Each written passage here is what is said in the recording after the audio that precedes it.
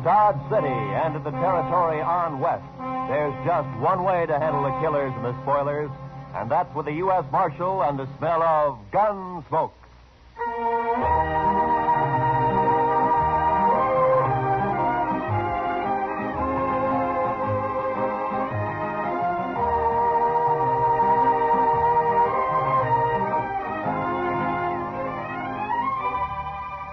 Gunsmoke, starring William Conrad, the transcribed story of the violence that moved west with young America.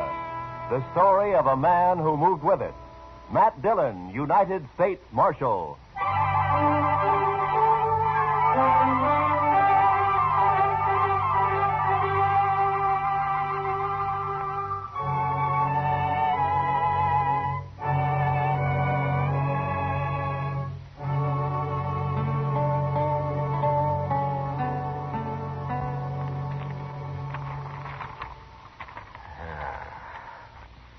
Is this everything, Chester? Well, there might be more later when they finish sorting the mail. Hey, where's that telegram? Oh, what telegram? I thought I put it right on top. Let me take a look. Oh, yes. Here it is. Might be important. Oh, we'll soon see. Well, it's from Bill Hickok. Up in Abilene? Yeah. What'd you say, Mr. Dillon? Teeters and Gridler headed for Dodge. Keep them there, but don't arrest them until I get there with murder witness. Or I'll write Washington all I know about you. Signed Hickok. Oh, then Mr. Hickok's coming here, huh? Well, that's what he says. Well, how'll you recognize those two men, Mr. Dillon? I expect I'll recognize him all right. Oh, you know them. Yeah, we've met. Teeters and Gridler are gunmen, Chester. The kind who kill as easy as most men shake hands. Just about as often. Too bad you can't just put them in jail. Yeah. Well, we'll start meeting the trains. There's one in at noon, sir. Good. Then we'll meet it.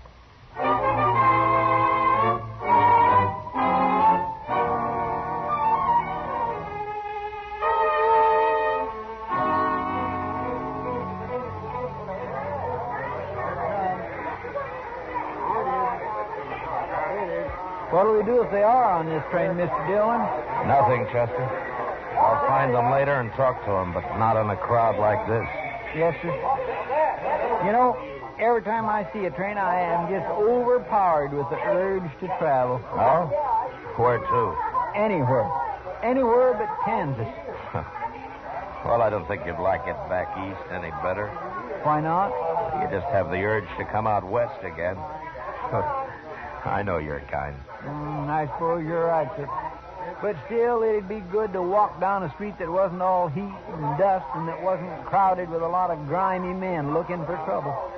And I wouldn't mind seeing some women, married women, with kids and parasols and Wait a Bibles. minute, Chester.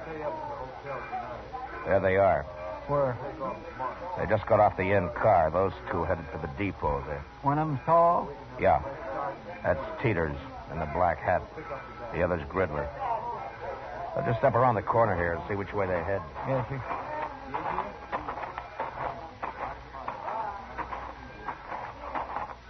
There they are. Yeah. Looks like they're going to the Dodge house. Now, let's follow them.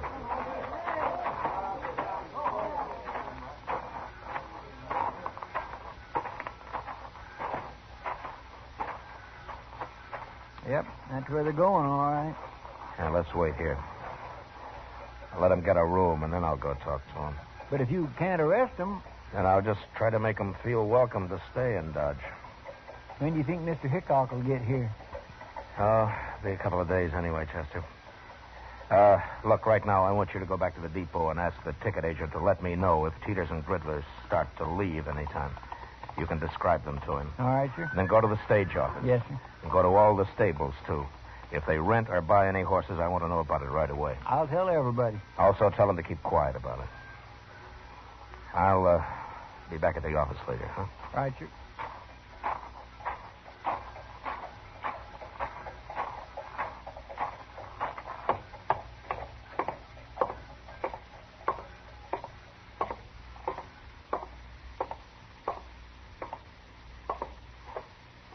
What can I do for you, Marshal? 2 men came in here just a minute ago. One of them was tall, black hat. Well? Well, what, Marshal? You were here. Did you see him? Those were gunmen. I could tell. The tall one's Teeters and the other one's Gridler. Those the names they gave you? Yes, but there'll be trouble if you try to arrest them here, Marshal. Can't you wait until they're outside in the street someplace? No. What if they're after you? I've got nothing to do with men like that, Marshal. There's no reason in the world that Now, they'd just take it easy. They never heard of you, and I'm not going to arrest them. But since you're a good, helpful citizen, maybe you can tell me what room they're in. Certainly, Marshal, certainly. Number 25. Up the stairs and turn to your left. Thank you very much.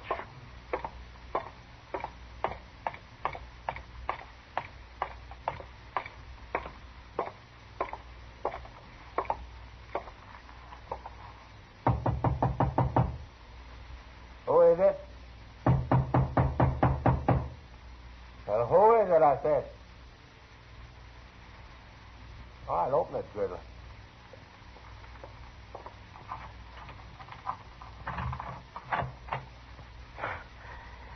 You can put your gun away, Gridler. I just came for a little talk.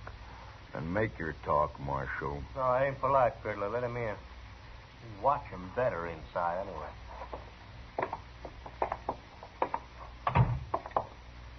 Hello, Teeters. What's on your mind, Marshal? I'm just trying to think. Last time I saw you men was in, let me see, was it Tascosa? Never mind all that, Marshal. Why are you here? No, I heard you were in town. I thought I'd drop by and say hello. News must travel pretty fast in Dodge. We ain't been here 15 minutes all told. Well, maybe he was expecting us, Gridler. I happened to be at the depot. I noticed you get off, so I followed you here. All right. But we're not wanted, Marshal. Matter of fact, a judge up in Abilene just turned us loose. Wasn't no witness to that killing. Wild Bill tried to frame us, but didn't work. Well, that just goes to show the law's fair to everybody, doesn't it? Why'd you come here, Marshal? Just to let you know that I'm still the law in Dodge and that I don't want any trouble here. And with men of your sort, I always like to mention that. We're not looking for trouble. Good. And you're welcome to stay here as long as you like. That's a funny thing to tell us. It's an open town, Teeters.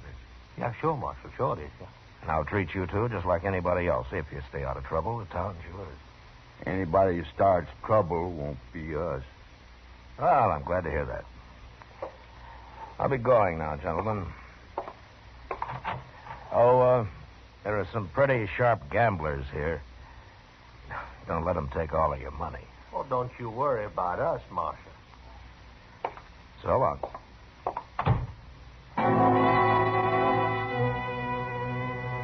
There was no way of figuring how long Teeters and Gridler might stay in Dodge. If they took a notion to do some gambling, it might be a week or two, or they might move on in an hour. That night, however, they were still in town, Buck and Faro at the Alafraganza. Everything looked fine until Chester came into the office about 10 o'clock. They're fixing to leave, Mr. Dillon. First thing in the morning. Oh, how do you know?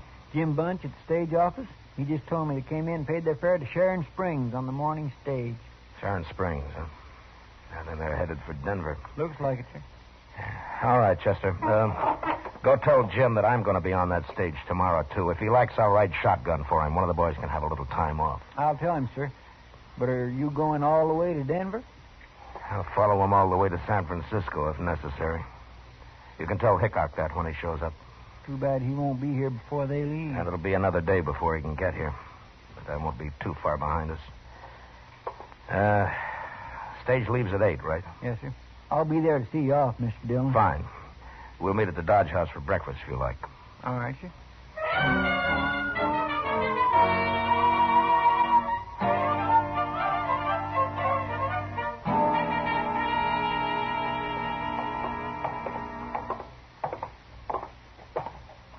The stage looks like it's all ready to go, Mr. Dillon. Yeah.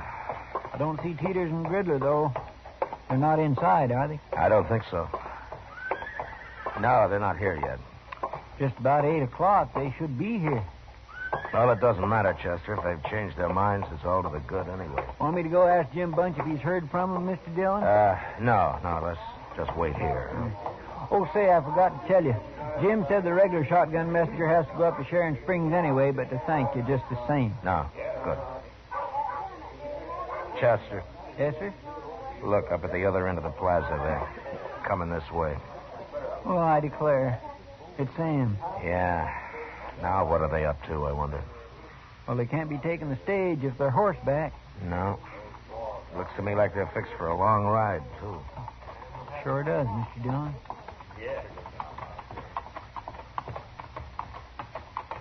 You're up early, Marshal. Yeah. So are you, Teeters. Cooler in the morning. For traveling, it is. So long, Marshal. What's the matter? Did you lose all your money last night? Yeah. Next time we'll follow your advice. So long. Will we go after him? Chester, you stay here and explain things to Wild Bill. I'll be on their trail. As soon as they're out of sight, I'll get my horse. You can tell Jim I won't be taking the stage. All right, sir. I'll leave as clear a trail for Hickok as I can. Yes, sir, I'll tell him.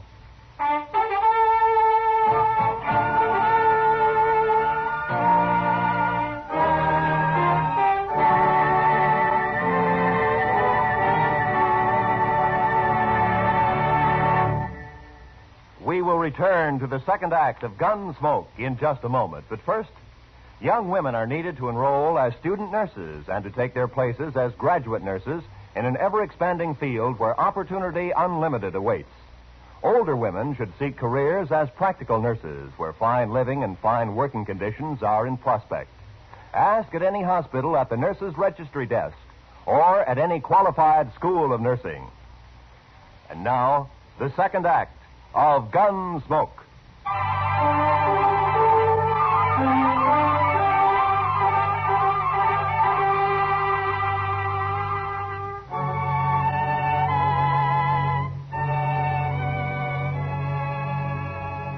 I did my best to stay out of Teeters and Gridler's sight. But if they had suspicions of being followed and were watching their back trail, they'd have known I was there, all right. The land was flat, and we frequently crossed great patches of powder-dried dirt that smoked the air with dust under the horses' feet. After an hour, they began to swing slowly north. And by noon, it was clear that for some reason they were riding in a great half-circle. They'd left Dodge, headed west, and sure enough, just after sundown, they rode back into town from the east. I waited until dark, then came in. Put my horse up. The office was empty, so I walked up to Delmonico's, where I found Doc having supper. Oh, Matt. Oh, sit down. Oh, thank you, Doc. Oh, you look hungry enough to even eat this food. Yeah, it's been a long time since breakfast, Doc. Yeah, the man ought to eat 3 meals regular, Matt. You'll get run down if you don't. Yeah, sure, Doc. Only sometimes you have to eat when you can. Oh, I told you have a hard day, Matt. Yeah, I've been riding, Doc. Riding around in circles. Oh, is that what the government pays you for? Oh, I'd like to have your job. Right? I wouldn't be too sure of that, Doc. It isn't always this easy. Yeah, I know, Matt. Chester told me. What happened? You lose them? No, I didn't lose them. Matter of fact, they're coming in here right now. Huh? What do you mean they're coming? Those two? Yeah. They're pretty hard-looking fellas. They are. Evening, Marshal. Oh, hello, Teeters. Gridler. Marshal. This is Dr. Adams, gentlemen. How are you? Hi, Doc. How are you? Well, what's on your mind? You are, Marshal.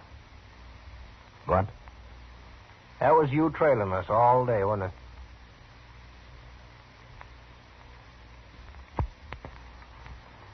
Yes, it was. Why? I didn't want you to get lost. That's a lie. Then let's say that I didn't want you to get into any trouble. You going to tell us what it's all about, Marshal? Well, you're not exactly the most reputable citizens in Kansas. I just wanted to have an eye on you, that's all. You sure do. It is like I told you, you keep out of trouble, and you're welcome to stay here. Just remember one thing, Marshal. There's two of us.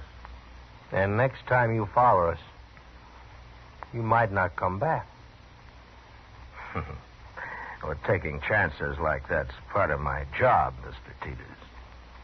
That's a poor job, then. Yeah, sometimes I think so, too. Come on, Teeters, let's get out of here. Yeah. Well, they're not very polite, are they? No, but they're smart. Smart enough to figure something's wrong, anyway. Well, you think they might bolt, Matt? It depends on how smart they really are, Doc. Right now, they're so curious, they might stay around just to see what it's all about. Oh, Mr. Dillon? Oh, hello, Chester. Pull up a Doc. chair. Pull up a chair, Chester. I won't have time. We better get right over to the depot. Oh, why? What's happened? Well, sir, I saw them ride back into town. The first thing they did was go to the depot and ask about a train. Oh, were you there? No, sir, the agent came and told me like he'd promised. Train goes at 7:30, doesn't it? Yes, sir. And it's just about that now. I've been looking everywhere for you. Doc, if that waiter ever does come around, tell him to hold a steak for me, will you? I might just be back for it. Sure, Matt. Yes, sir. And good luck. Yeah, thanks, Doc. Come on, Chester.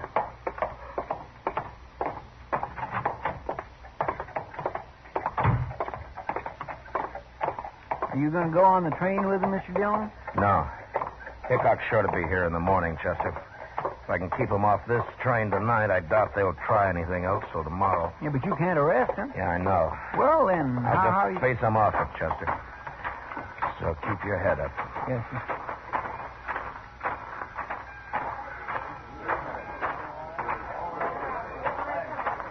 Now, there they are. Come on.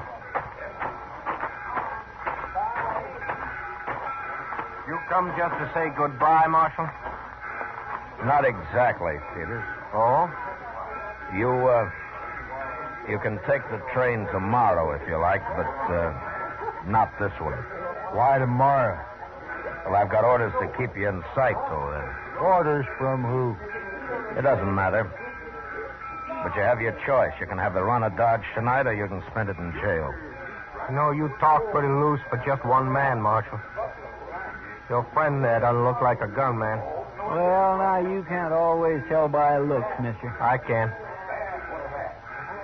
You said you didn't want trouble, Marshal, but you sure starting it. There won't be any trouble. You do what I tell you. And if we don't? I'll kill the first one of you that moves for that train. You can die that way, Marshal. Maybe.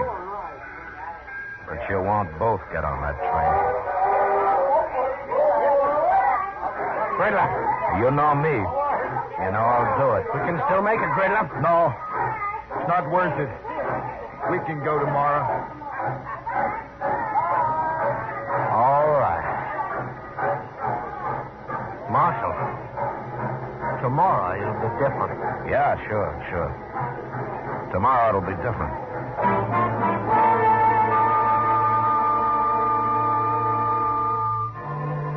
Chester and I met the noon train next day. But as I'd figured, Hickok didn't get off it. I questioned the man who rode the baggage car, and sure enough, Wild Bill and his witness had hidden out there the whole trip. As soon as the crowd left the depot, we walked down to the car, crawled under it, and pounded on the door on the other side. Who is it? It's Dillon, Bill. Open up. Oh, jump up, man. Come on, Chester.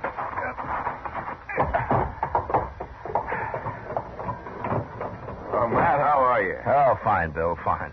Oh, this is Chester Proudfoot. How do you do, Mr. Hickok? Chester. Sam, come over here.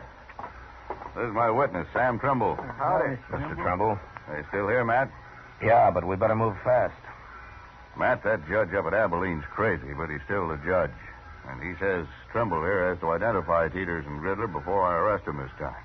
But, Bill, they can't be tried twice for the same crime. I know that, Matt, but I'm after them for a second murder they did. I'd suggest we just go kill them, but I've been waiting a long time to see these two hung, and by glory, I'm going to do it. Well, you will if you're lucky. Tell me, Mr. Trumbull, do these men know you on sight? Well, I'll tell you how it was, Marshal. I was in this stable where I worked, over in Abilene, that is. And a fella come in for his horse, and I went to get it for him. I heard some shooting, and then two men ran right past me. I got a good look at them, all right. They just killed that fella, too. You mean you don't know Teeters and Gridler? I never heard of them, Matt. There's no pictures of them I know of, but he can identify when he sees them. Yeah, sure, but what about them? Will they recognize you, Mr. Trumbull? Gosh, I don't know, Marshal. I hope not. They'd kill me on sight, wouldn't they? I hadn't thought of that. Well, you just do what we tell you to, and you'll come to no harm, Trumbull. Dillon and I are a fair match for those two. If they start any trouble, we'll be on them so fast they'll die on their feet. Taking a terrible chance. I hadn't thought of that. Easy, Trumbull, easy. An hour from now, we'll have them in jail with their teeth pulled. I sure hope so, but how are you going to do it? Just go find them, that's all. As soon as we get them locked up, I'll buy you the biggest steak you ever ate, Trumbull. Come on, let's go.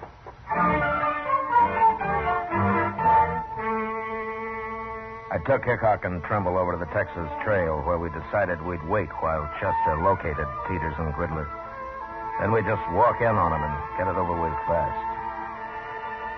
I introduced the two men to Kitty, and we ordered a couple of drinks for Trimble, who was getting jumpier by the minute. What are you two heroes doing? Getting this poor man drunk enough to fight him? Not exactly, Miss Kitty. He just lacks faith in us, that's all. I wouldn't have come if I'd thought about it. I sure would. Look, Trimble, it isn't often a man has both mine and Matt Dillon's guns behind him. You're as safe as you'd be in church.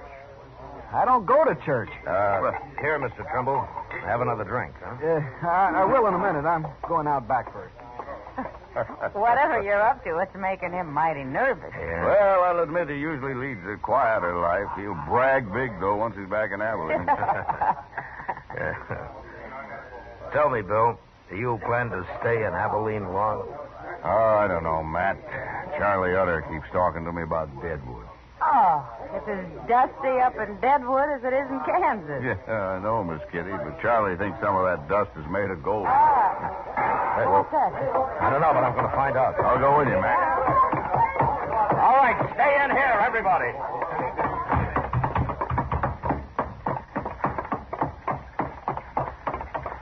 It was Teeters and Gridler. I was just crossing the street and saw them run out of the alley there. All right, come on.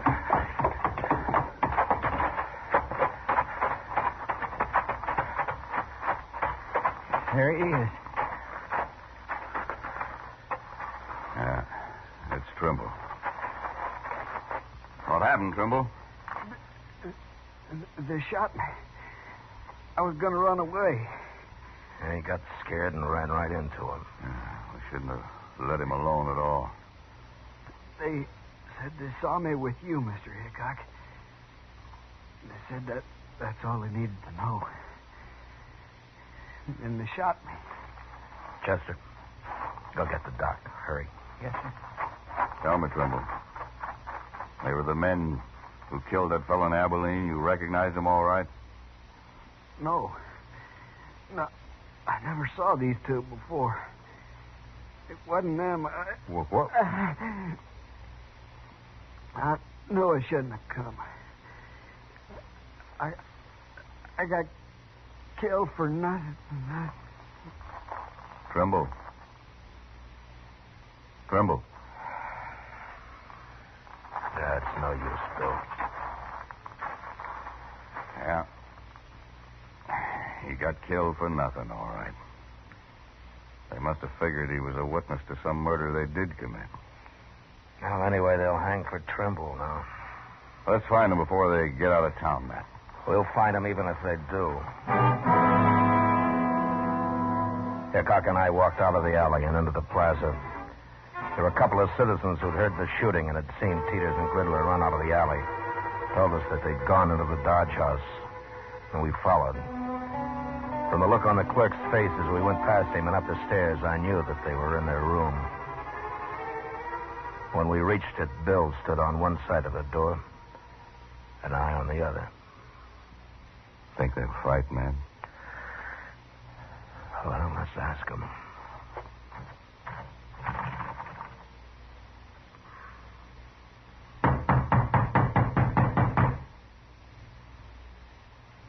I told you they'd follow us, Peters. Now we're trapped sure. Shut up, I said. And it got us to the street on the line. Open the door. Throw your guns out. There's no use trying to fight. There's no use in hanging neither, Marshal. You can just take us the best way you can. No. Our chance hanging. We got off once.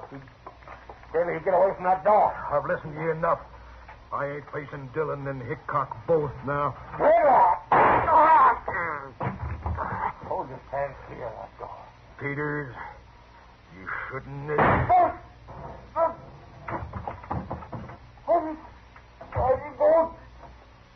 Don't you try to me. Wait, Matt. Could be a trick. No, I don't think so, Bill. Look. On the floor there. Yeah, he's been hit all right.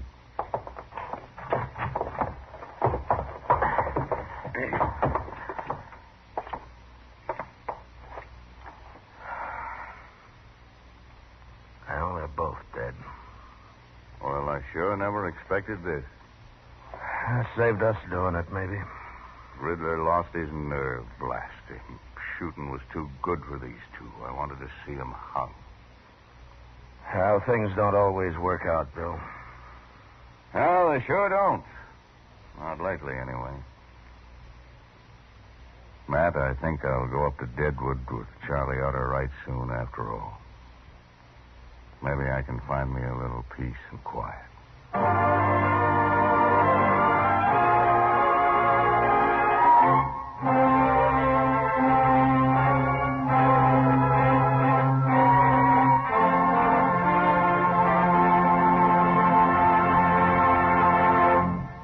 Gunsmoke, transcribed under the direction of Norman MacDonald, stars William Conrad as Matt Dillon, U.S. Marshal. Tonight's story was specially written for Gunsmoke by John Meston, with music composed and conducted by Rex Corey.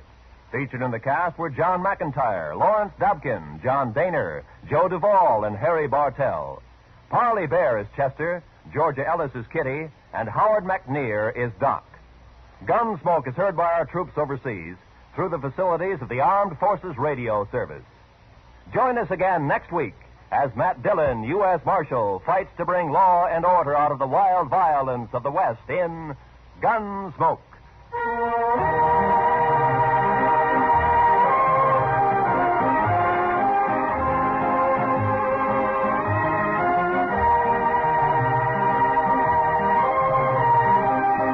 Many of the war orphans of Korea have never known peace or plenty. Their lives have gone from bad to worse. Now their future is in our hands. Without help, they cannot live. We can send them food through CARE, the American Package Sending Relief Agency. Send your contribution to CARE's local office or to CARE New York or CARE Los Angeles. This is Roy Rowan. This is the CBS Radio Network.